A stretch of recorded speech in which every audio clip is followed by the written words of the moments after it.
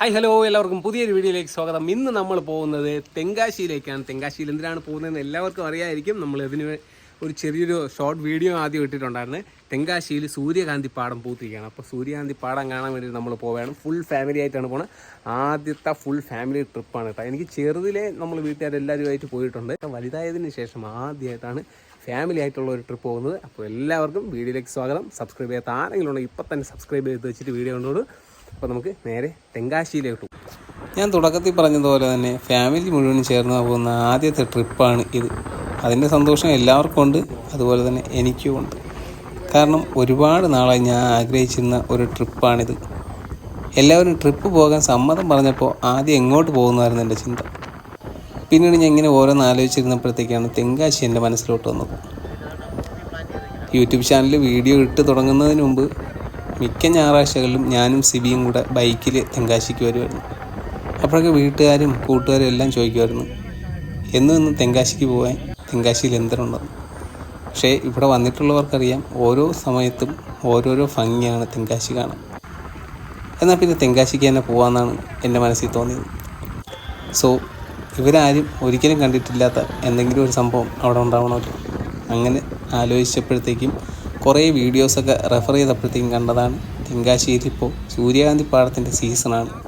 എന്നാൽ പിന്നെ സൂര്യകാന്തി പാടം കാണാൻ തന്നെ പോകാമെന്ന് വിചാരിച്ചു.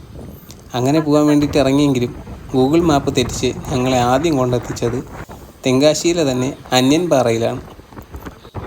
അന്യൻ എന്ന തമിഴ് സിനിമയുടെ ഒരു പാട്ട് ചിത്രീകരിച്ചതിന് ശേഷമാണ് അന്യൻ പാറ എന്ന ഈ സ്ഥലം 4 പേര് അറിയാൻ തുടങ്ങിയത് തന്നെ.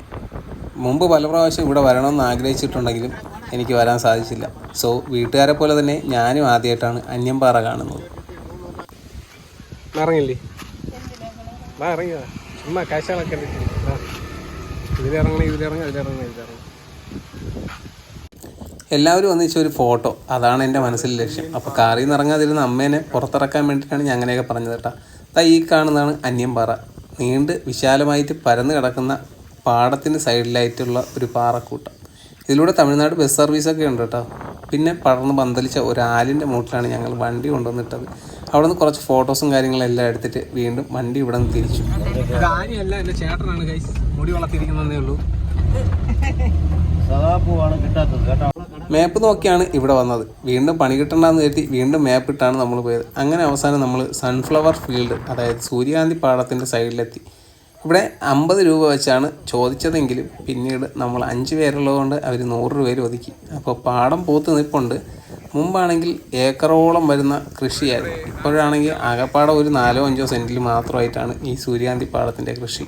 അതിൻ്റെ പ്രധാന കാരണം നമ്മളെപ്പോലുള്ള കാഴ്ചക്കാർ തന്നെയാണ്. ഇവിടെ കൃഷി ചെയ്യുന്ന കർഷകരുടെ ഈ ഒരു വരുമാന മാർഗം നമ്മളായിട്ട് തന്നെയാണ് തുറയ്ക്കുന്നത്. ഇവിടെ നിന്ന് വീഡിയോ കാണുകയും ഫോട്ടോ എടുക്കുകയൊക്കെ ചെയ്യുന്നതിൻ്റെ ഒപ്പം തന്നെ ഈ കൃഷി ഇല്ലാതാക്കുന്ന കുറച്ച് ആളുകളും ഉണ്ടാവുമല്ലോ. അങ്ങനെ കൃഷി ഇല്ലാതാക്കിയതിൻ്റെ പേരിൽ ഇവർക്ക് വൻ നഷ്ടമാണ് ഉണ്ടായത്. അതിനെ തുടർന്നാണ് ഇപ്പോൾ വലിയ രീതിയിൽ കൃഷികളൊന്നും ഇല്ലാത്തത്. അപ്പോൾ വീഡിയോകൾ ഇവിടെ അവസാനിക്കുന്നില്ല. മാമ്പഴത്തറയും ഭരണിങ്ങാനവും മലയാറ്റൂരും ഒക്കെ ആയിട്ടുള്ള കിടിലം വീഡിയോസ് പുറകെ വരുന്നുണ്ട്. അപ്പോൾ സബ്സ്ക്രൈബ് ചെയ്യാത്ത ആരെങ്കിലും ഉണ്ടെങ്കിൽ ഇപ്പോൾ തന്നെ ചാനൽ സബ്സ്ക്രൈബ് ചെയ്ത് വെച്ചോ. ബെല്ലൈക്കനോട് എനേബിൾ ചെയ്ത് വെച്ച് കഴിഞ്ഞാൽ ഞാൻ വീഡിയോ എപ്പോൾ ഇട്ട് കഴിഞ്ഞാൽ അപ്പോൾ നിങ്ങൾക്ക് നോട്ടിഫിക്കേഷൻ കിട്ടും. അപ്പോൾ അടുത്ത ഒരു വീഡിയോ കാണുന്നവരെ ബൈ.